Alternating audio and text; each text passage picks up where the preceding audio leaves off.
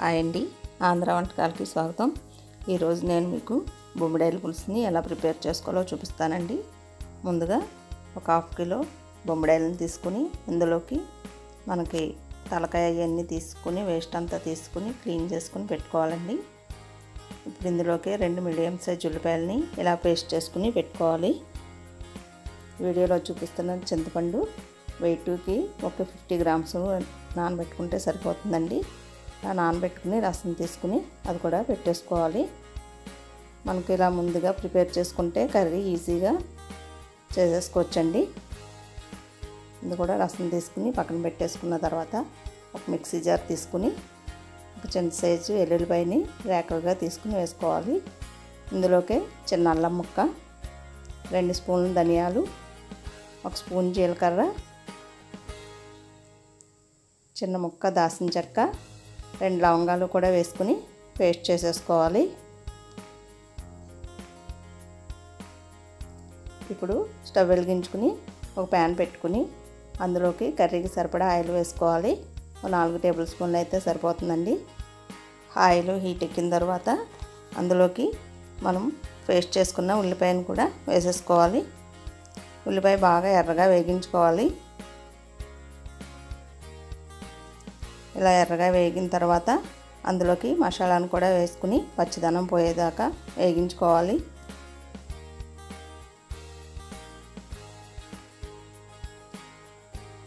మసాలా కూడా ఇలా ఫ్రై అయిన తర్వాత అందులోకి 6 నుంచి 7 పచ్చిమిరపకాయలు కూడా నాటు పెట్టుకుని వేసుకుని ఒకసారి కలిపేసుకున్న తర్వాత అందులోకి ఒక హాఫ్ స్పూన్ పసుపు, టేస్ట్కి సరిపడా సాల్టు,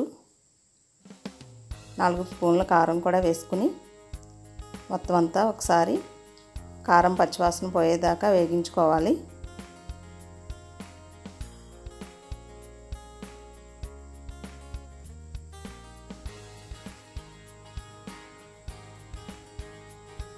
ఇప్పుడు ఇందులోకి మనం రెడీ చేసి పెట్టుకున్న చింతపండు రసాన్ని కూడా వేసేసుకుని ఒకసారి కదిపేసుకోవాలి.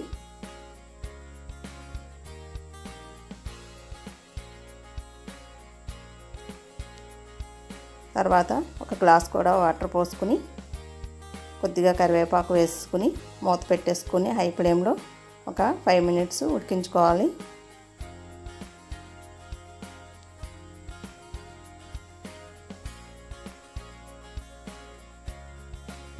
ఐదు నిమిషాలు ఇలా ఉడికించుకున్న తర్వాత మొత్తం అంతా ఒకసారి కలిపేసుకుని అందులోకి చేపలను కూడా వేసేసుకోవాలి.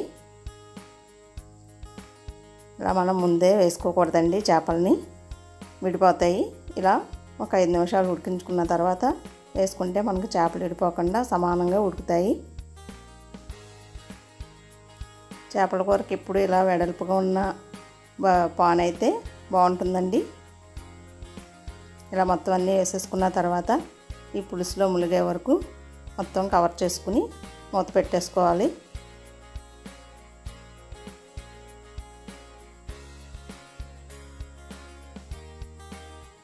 ఇప్పుడు హై ఫ్లేమ్లోనే ఉడికించుకుంటూ మధ్య మధ్యలో మూత తీసుకుని ఒకసారి ఉప్పు అన్నీ సరిపోయినాయో లేదో చెక్ చేసుకోవాలండి.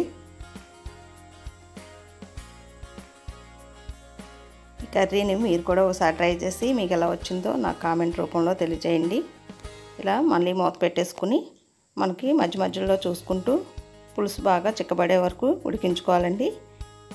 ఇప్పుడు ఇలా ఆయిల్ పైకి తేలింది అంటే మనకి పులుసు ఉడికిపోయినట్టేనండి.